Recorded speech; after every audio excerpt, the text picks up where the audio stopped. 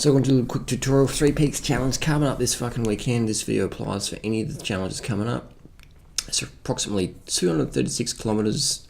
This female cyclist here, Lucy, did it in 9 hours. Elevation, that's probably when you use an iPhone. Elevation's wrong. The elevation is about 3,500, 4,000, depending on who you quote. 8,000 calorie. It's a big day. I would say probably less than that, but depending on your weight, how hard you're riding it. So it looks like a loop course, and on Strava, that's the beautiful thing about Strava, you can see what's going on. So it looks like the riders start on the downhill, and then it's the first little climb there, downhill again, and up, and the last one seems to be the beauty.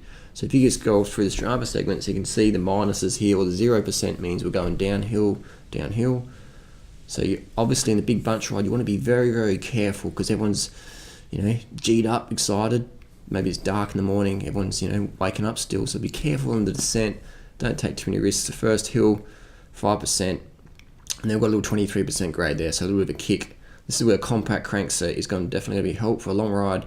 34-50 gearing is what I would be picking for this ride, definitely.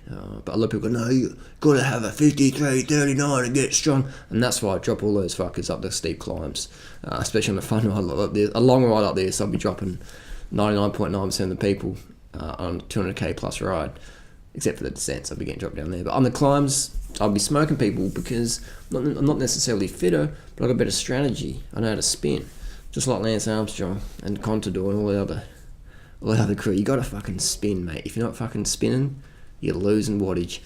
So we had the first one here, first climb, 11k's at 5%. It's like Norton Summit times 2, very easy, 5%, 2%, 6%, 6, 6, minus 0, 6, 6, 7, 6, 6, 6, 6, 6, minus 4, downhill again. So you can see there's nothing real brutal here. There's nothing real brutal. It's not a hard event, but people make it harder because they use hard gears. You want to be spinning 7%, 5%. So you can see there's nothing real strenuous here. It's 13%, a few little kicks for a few hundred meters, but nothing that's going to bust your nut.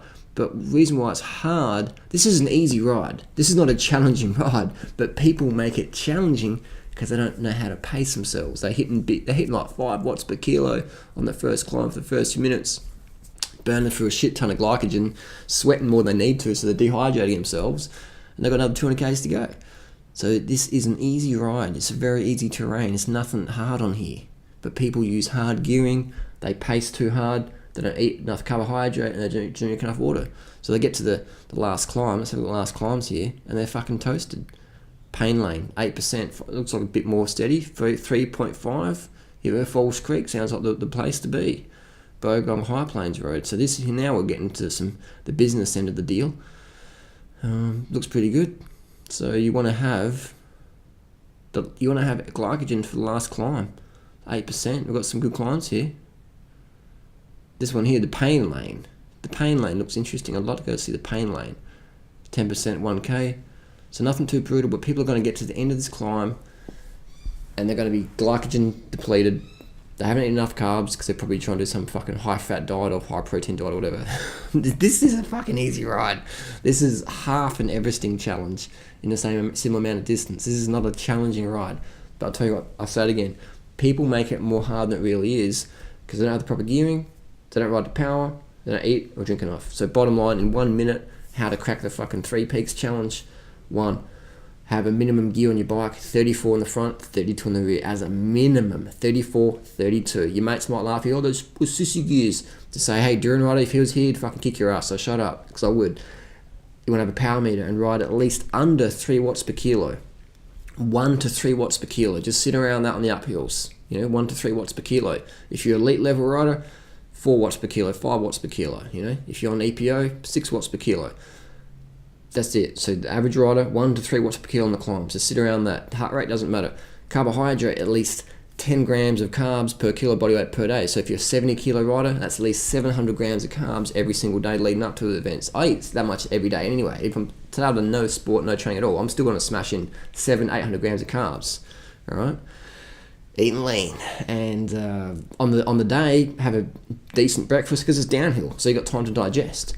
You You got 40, looks like 40 kilometers before your first climb. So you have a fucking big breakfast, eat so much in the morning you're about to vomit, then get on the bike and fucking roll down the hill. And during the ride, taking at least 1 gram of carb per kilo body weight per hour. So if you're 70 kilos, taking at least 70 grams of carbs. Sugars, you want sugars. That's about 3 gels or 3 bananas or about 5 or 6 large dates per hour. And you want to drink enough water so you're pissing every 2 or 3 hours. But I don't want to start to piss because so what the fuck? You don't want to be hydrated? You're a fucking idiot. So you want to be pissing at least every 2 or 3 hours and clear, knockback waters. You don't need to drink more than 1 litre per hour, but you need to drink enough so you're pissing every 2 or 3 hours clear. If you're going to use any stimulants or painkillers, I don't really recommend it, but if you're going to, I'd say leave them to the last half.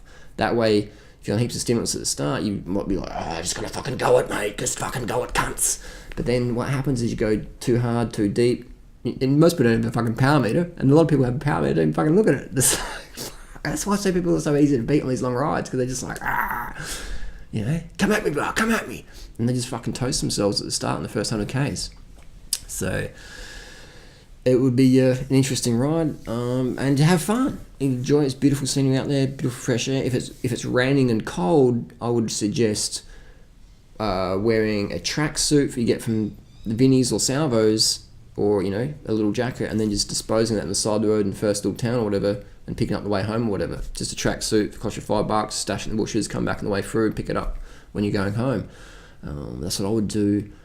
Or newspaper. Stuff newspaper up your jersey, and then you can throw it. Make sure when you throw it that you're not crashing other riders. You can throw newspaper. It's biodegradable. It's not littering in the real world. We use it in organic farming. Newspaper on the soil. It's no worries. The worms don't mind it. So newspaper in the fucking jersey. Have a fucking Sunday Mail up there, or Sydney Morning Herald, whatever you're fucking from, and just stay warm if it's cold. And if it's hot, then you want to wear as little clothing as possible without getting sunburnt. And that's bottom line tips there. So that's how to do the 3 Peaks Challenge. It's not a fucking hard ride. It's not a hard ride. It's a challenging ride, but the only way it's a hard ride is if people don't eat enough carbohydrate, don't fucking drink enough, have the wrong gearing, don't ride to power. 1 to 3 watts per kilo in the fucking bank.